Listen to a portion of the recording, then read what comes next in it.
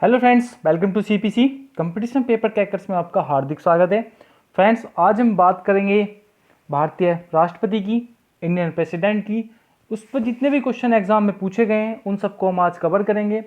हम थ्योरी का सेक्शन लेंगे, जिस एग्जाम में अधिकतर क्वेश्चन थ्योरी से बनते हैं तो हम थ्योरी लेंगे, उस पर हम गंभीर रूप से चर्चा करेंगे। फिर हम आर्टिकल पर चर्चा करेंगे जो आर्टिकल एग्जाम में पूछे गए हैं।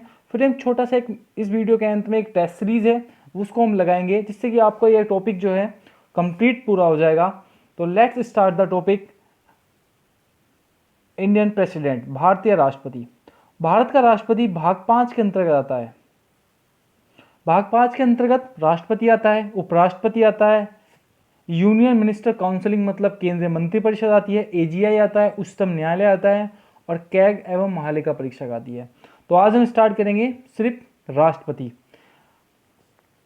राष्ट्रपति के बारे में देखेंगे कि राष्ट्रपति अनुच्छेद नंबर 52 से 78 तक है।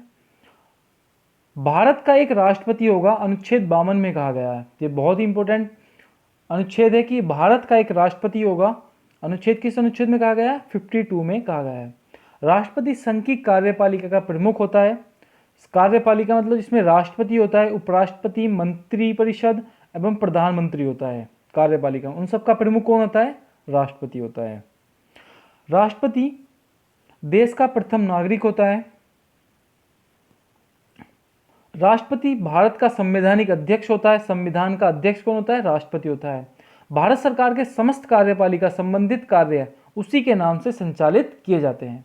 समस्त कार्य, जैसे कि हम कोई भी एक बड़ी सी डील करते हैं, इंडिया का कोई बड़ी डील करता है फॉरेन के साथ, तो वो सब किसके नाम पर होते हैं? वो सिर्फ राष्ट्रपति के नाम से होते हैं। अब हम बात करते हैं राष्ट्रपति की योग्यताएं, कि राष्ट्रपति क्या क्या योग्यताएं होनी चाहिए अगर उसे राष्ट्रपति चुनना हो। तो वह भारत का नागरिक हो। पहली चीज बहुत इंपॉर्टेंट है कि भारत का नागरिक होना चाहिए। न्यूनतम आयु 35 वर्ष हो। ये वेरी वेरी इंपॉर्टेंट है कि न्यूनतम आयु 35 वर्ष होनी चाहिए। एग्जाम में काफी बार पूछा गया कि भारत के राष्ट्रपति की आयु कितनी होनी चाहिए, तो 35 वर्ष भारत के राष्ट्रपति की आयु होनी चाहिए। लोकसभा सदस्य बनने के योग्य होना चाहिए। वह किसी भी सरकारी लाभ के पद पर आसीन नहीं होना चाहिए। किसी भी लाभ के पद पर नहीं होना चाहिए। अब हम बात करते हैं राष्ट्रपति के वेतन की। राष्ट्रपति का वेतन 5 लाख रुपए है। कितना है? 5 लाख रुपए। राष्ट्रपति का वेतन 5 लाख रुपए है। यह वेतन आयकर मुक्त होता है, मतलब इस पर किसी प्रकार का भी टैक्स नहीं लगता है। इसके अतिरिक्त उन्हें निःशुल्क निवास स्थान एवं संसद द्वारा स्वीकृत अन्य भत्ते प्रदान किए जाते हैं। तो राष्ट्रपति का वेतन 5 लाख रुपए है। और सपोज माना कि अमेरिका का राष्ट्रपति का कितना वेतन होता है, तो 2 करोड़ 74 लाख के समथिंग जो है अमेरिका के राष्ट्रपति का वेतन होता है। सेनावृत्ति के बाद राष्ट्रपति को 30 लाख रुपए वार्षिक पेंशन प्राप्त होती है। अनुच्छेद नंबर 59 के अनुसार राष्ट्रपति की उपलब्धियां और वेतन भत्ते कार्यकाल में नहीं घटाए जाते। ये बहुत ही इंपॉर्टेंट है कि किस अनुच्छेद के अंतर्गत राष्ट्रपति के जो वेतन भत्ते हैं नहीं घटाए जाते कार्यकाल के दौरान, तो 59 आपको याद रखना है। अब हम बात करते हैं राष्ट्रपति के कार्यकाल की। राष्ट्रपति का कार्यकाल 5 वर्ष निश्चित किया गया है, लेकिन वह अपनी पदावधि में किसी भी समय अपना त्यागपत्र उपराष्ट्रपति को दे सकता है। तो क्वेश्चन बनता है कि राष्ट्रपति अपना त्यागपत्र किसे देता है, तो उपराष्ट्रपति को देता है। ये क्वेश्चन एग्जाम में कम से कम भी टोटल लगाया जाए तो कम से कम भी 1000 से ऊपर वाली क्वेश्चन पूछा जा चुका है हर एग्जाम में। CGL हो, CPO हो, MTS हो, अदर स्टेट एग्जाम हो, UPSC हो, UPSSC हो, पुलिस हो, एक्स्ट्रा। इसके अतिरिक्त उसके कार्यकाल पूरा होने पर से जो पूर्व है, महाभियोग चलाकर भी उसे पद से हटाया जा सकता है। अब इसमें एक शब्द आया महाभियोग। अब हम चलते हैं महाभियोग पे कि महाभियोग एक्चुअली होता क्या है। तो महाभियोग भारतीय संविधान के अनुच्छेद 61 के अनुसार राष्ट्रपति के द्वारा संविधान उल्लंघन करने के विरुद्ध महाभियोग चलाया जाता है। मतलब जब राष्ट्रपति संविधान का उल्लंघन करता है तो उसके खिलाफ यह महाभियोग चलाया जाता है। किसके अंतर्गत? अनुच्छेद 61 के अंतर्गत। ये बात आपको ध्यान रखनी है। अब सपोज मैं आपको एक मैप से समझाया, जैसे कि संसद है। संसद में सपोज मान लोकसभा से या राज्यसभा से, किसी भी सभा से महाभियोग चलाया जा सकता है। जैसे कि स्टेप 1 मान लिया हमने कि लोकसभा से चलाया गया कि 1/4 लोगों ने लिखित में कहा कि इसने जो है राष्ट्रपति ने संविधान का उल्लंघन किया है। उन्होंने साइन नोटिस दे दिया कि राष्ट्रपति पर हम महाभियोग चला रहे हैं। लेकिन राष्ट्रपति को महाभियोग 14 दिन पहले बताना होता है कि हम आप पे महाभियोग चला रहे हैं। अब 2/3 लोगों ने लोकसभा में प्रस्ताव पर साइन कर दिए कि हाँ इन्होंने कॉन्स्टिट्यूशन उल्लंघन किया है। यह लोकसभा में पारित हो गया। फिर ये राज्यसभा में जाता है। राज्यसभा में अगर 2/3 लोगों ने वहां पारित कर दिया तो राष्ट्रपति पर महाभियोग चल जाता है। उसी दिन राष्ट्रपति को अपना पद छोड़ना होता है। ऐसी अगर राज्यसभा से होगा तो 1/4 लोग लिखित में बताएंगे कि पहले के महाभियोग चला रहे हैं, फिर वो लोकसभा में जाएगा। तो ये इस तरह से महाभियोग चलता है। महाभियोग किसी भी सदन से चलाया जा सकता है, लोकसभा से चलाया जाए या राज्यसभा से चलाया जाए। अब हम बात करते हैं राष्ट्रपति के पद की रिक्ति की। यदि राष्ट्रपति की मृत्यु या त्यागपत्र अथवा पद हटाए जाने के कारण खाली हो जाता है तो उपराष्ट्रपति राष्ट्रपति के रूप में कार्य करेगा। मतलब अगर राष्ट्रपति का पद खाली है तो उपराष्ट्रपति जो होगा हमारा वाइस प्रेसिडेंट, वो राष्ट्रपति के पद पर कार्य करेगा और वेतन भी राष्ट्रपति के वेतन के बराबर राष्ट्रपति का वेतन ही लेगा, क्योंकि उसके कार्य पर बराबर है। सपोज माना कि उपराष्ट्रपति अनुपस्थित हो तो उच्चतम न्यायालय का मुख्य न्यायाधीश राष्ट्रपति के रूप में कार्य करता है। सपोज माना कि उपराष्ट्रपति मतलब मुख्य न्यायाधीश भी अनुपस्थित हो तो उच्चतम न्यायालय का वरिष्ठ न्यायाधीश राष्ट्रपति के रूप में कार्य करता है। जैसे कि मैंने आपको इसमें समझा रखा है कि राष्ट्रपति की अनुपस्थिति में उपराष्ट्रपति संभालेगा राष्ट्रपति का पद। सपोज माना उपराष्ट्रपति भी अनुपस्थित है तो फिर उच्चतम न्यायालय का मुख्य न्यायाधीश संभालेगा। सपोज माना कि उच्चतम न्यायालय का मुख्य न्यायाधीश भी अनुपस्थित है तो उच्चतम न्यायालय का एक वरिष्ठ न्यायाधीश राष्ट्रपति का पद संभालेगा। राष्ट्रपति के पद रिक्त होने पर 6 महीने के भीतर उसे भरना अनिवार्य है। ये अब हम बात करते हैं राष्ट्रपति को कौन चुनेगा, कैसे चुनेगा। तो राष्ट्रपति को लोकसभा के निर्वाचित सदस्य, राज्यसभा के प्लस राज्यसभा के निर्वाचित सदस्य, एमएलए ऑफ स्टेट अपना अपना वोट डालकर राष्ट्रपति को चुनते हैं। कैसे चुनते हैं कि सपोज माना कि 2 कैंडिडेट खड़े हैं, सबने अपना अपना एक एक वोट डाला और जिसको ज़्यादा वोट मिलेंगे पैराइट मतलब जिसको प्राथमिकता मिलेगी वो राष्ट्रपति चुन जाएगा। राष्ट्रपति के चुनाव की जो पद्धति है वो एकल संक्रमणीय पद्धति है। ये एग्जाम में काफ़ी बार पूछा गया है कि राष्ट्रपति के चुनाव की जो पद्धति है वो कौन सी पद्धति है, तो आपको ध्यान रखना है कि एकल संक्रमणीय पद्धति है। अब हम बात करते हैं राष्ट्रपति के शपथ के बारे में। भारत का मुख्य न्यायाधीश राष्ट्रपति को शपथ दिलाता है। कौन दिलाता है राष्ट्रपति को शपथ? भारत का मुख्य न्यायाधीश। ये एग्जाम में वेरी बहुत बार ये पूछा गया है कि राष्ट्रपति को कौन शपथ दिलाता है, तो भारत का मुख्य न्यायाधीश ही राष्ट्रपति को शपथ दिलाता है। अब हम बात करते हैं राष्ट्रपति के अधिकार के बारे में कि राष्ट्रपति के पास क्या क्या अधिकार हैं। प्रधानमंत्री की नियुक्ति करता है राष्ट्रपति। प्रधानमंत्री की सलाह पर मंत्रिपरिषद की नियुक्ति करता है। सर्वोच्च न्यायालय, सुप्रीम कोर्ट या हाई कोर्ट के जजों की नियुक्ति कौन करता है? राष्ट्रपति करता है। एजीआई की नियुक्ति राष्ट्रपति करता है। लोकसभा आयोग मतलब यूपीएससी के अध्यक्ष व सदस्यों के की नियुक्ति कौन करता है? राष्ट्रपति करता है। वित्त आयोग के सदस्यों की नियुक्ति कौन करता है? राष्ट्रपति करता है। राज्य के राज्यपालों की नियुक्ति कौन करता है? राष्ट्रपति करता है। और भारत के नियंत्रक एवं महालेखा परीक्षक की नियुक्ति भी राष्ट्रपति करता है। राष्ट्रपति संसद का अभिन्न अंग है। संसद द्वारा पारित विधेयक के अनुमोदन के बाद ही राष्ट्रपति के अनुमोदन के बाद ही कोई कानून बनता है। अब हम बात करते हैं विधायी शक्ति के बारे में। राष्ट्रपति संसद की बैठक को बुला सकता है, कुछ समय के लिए स्थगित भी कर सकता है। ये किस अनुच्छेद के अंतर्गत आता है? तो ये 85 अनुच्छेद के अंतर्गत आता है। क्या आता है 85 अनुच्छेद के अंतर्गत? कि राष्ट्रपति संसद की बैठक को बुला सकता है तथा कुछ समय के लिए स्थगित कर सकता है। राष्ट्रपति प्रत्येक चुनाव के बाद प्रत्येक वर्ष संसद के प्रथम अधिवेशन को संबोधित करता है। कौन करता है? राष्ट्रपति। क्या? प्रत्येक नए चुनाव के बाद या प्रत्येक वर्ष के प्रथम में संसद के अधिवेशन को संबोधित करता है।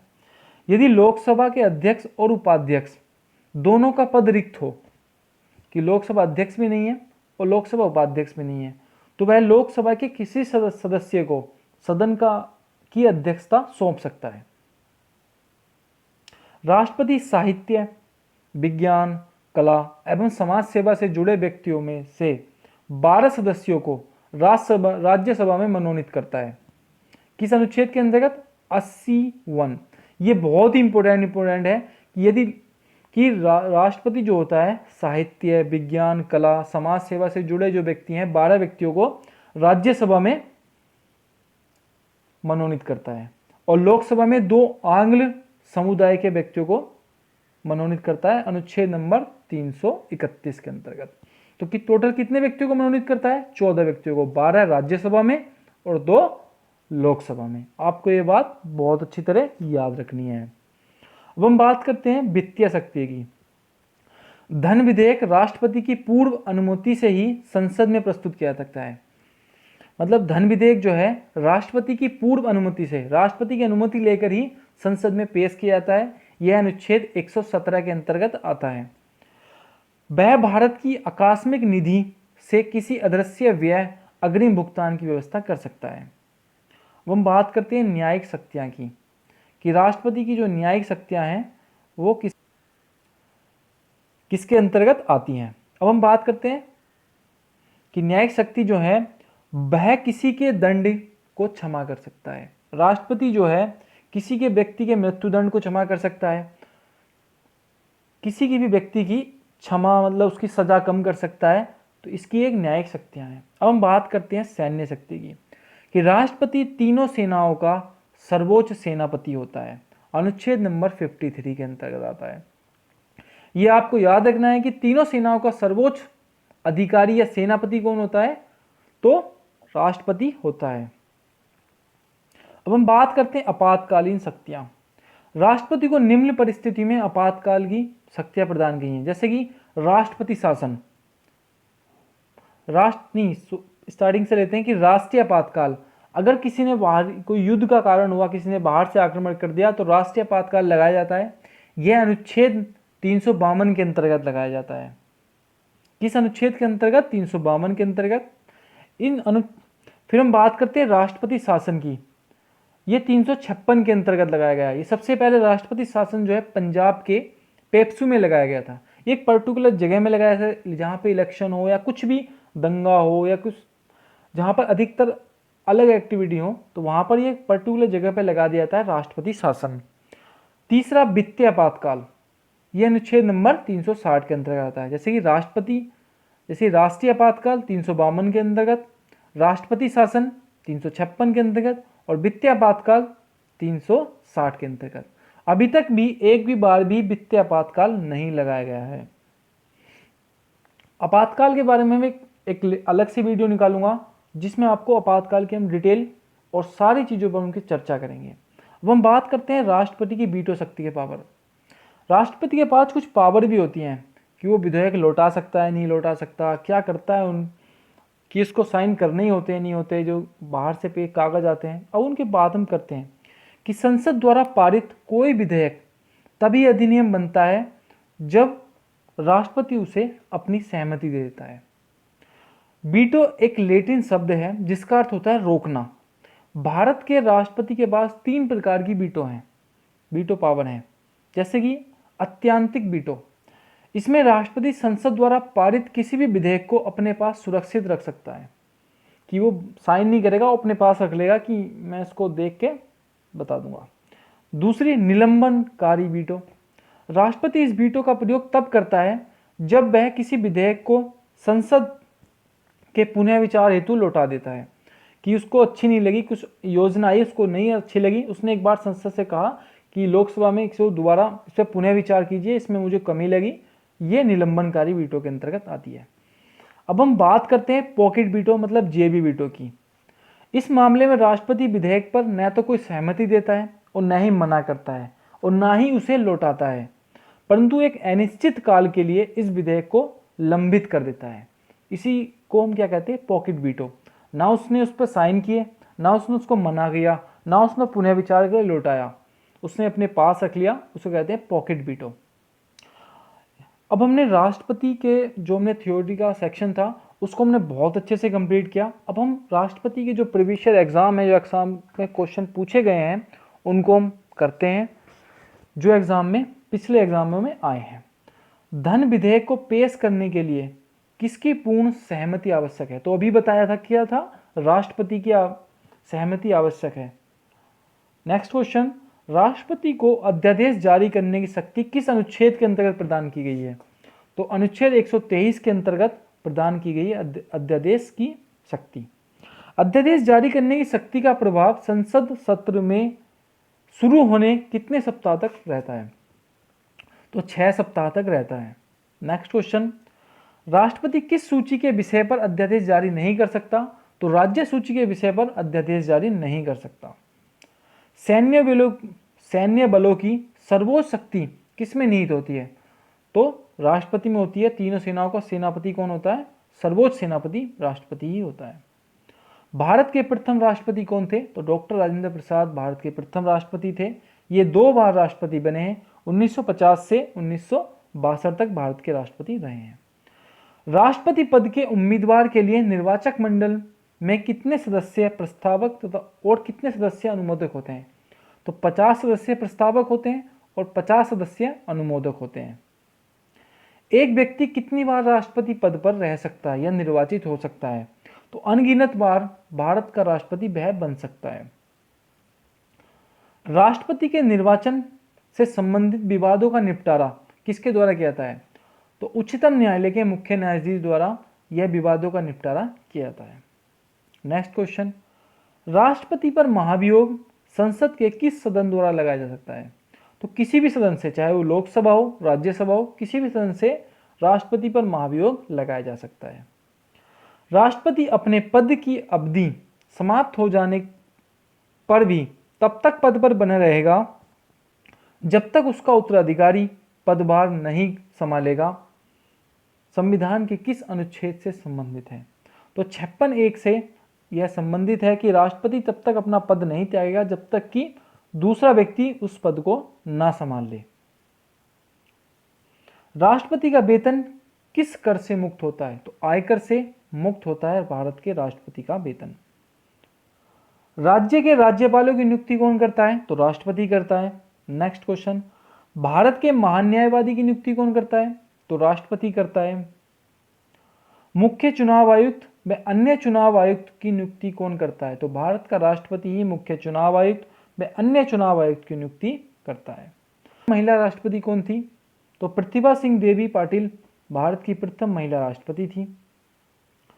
और विश्व की प्रथम महिला प्रधानमंत्री कौन है? तो श्रीमती भंडारनायका जो श्रीलंका की थी वो प्रधानमंत्री हैं। निर्विरोध व निर्वाचित होने वाले भारत के प्रथम राष्ट्रपति कौन थे? तो नीलम संजीव सिंह रेड्डी निर्विरोध निर्वाचित होने वाले भारत के प्रथम राष्ट्रपति थे। वित्तीय आपात की न्यूनतम अवधि कितनी होती है? तो वित्तीय आपात की 2 महीने की अवधि होती है। वित्तीय आपातकाल 360 के अंतर्गत आता है और भारत में अभी तक वित्तीय आपातकाल नहीं लगाया गया है। आपातकाल से संबंधित उपबंध भारतीय संविधान के किस भाग में दिए गए हैं? तो भाग 18 में दिए गए हैं आपातकाल से संबंधित उपबंध। नेक्स्ट क्वेश्चन, 1986 में संसद द्वारा पारित भारतीय डाकघर संशोधन विधेयक जिस पर तत्कालीन राष्ट्रपति डॉक्टर ज्ञानी जेल सिंह ने कोई निर्णय नहीं लिया और यह किस प्रकार की शक्ति का प्रयोग का उदाहरण है? तो ये जेबी वीटो का उदाहरण है। उन्होंने कोई निर्णय नहीं लिया, ना उसको लौटाया, ना उसको पुनः विचार के लिए किया, ना उसको मना किया, तो ये जेबी वीटो के अंतर्गत आता है। और आज का लास्ट क्वेश्चन कि किस राष्ट्रपति के निर्वाचन के समय दूसरे चक्र की मतगणना करानी पड़ी? तो बीबी गिरी के अंतर्गत दूसरे चक्र की मतगणना करानी पड़ी थी। तो फ्रेंड्स, आपको वीडियो कैसी लगी हमें कमेंट बॉक्स में ज़रूर बताएं। हमारे चैनल को सब्सक्राइब कीजिएगा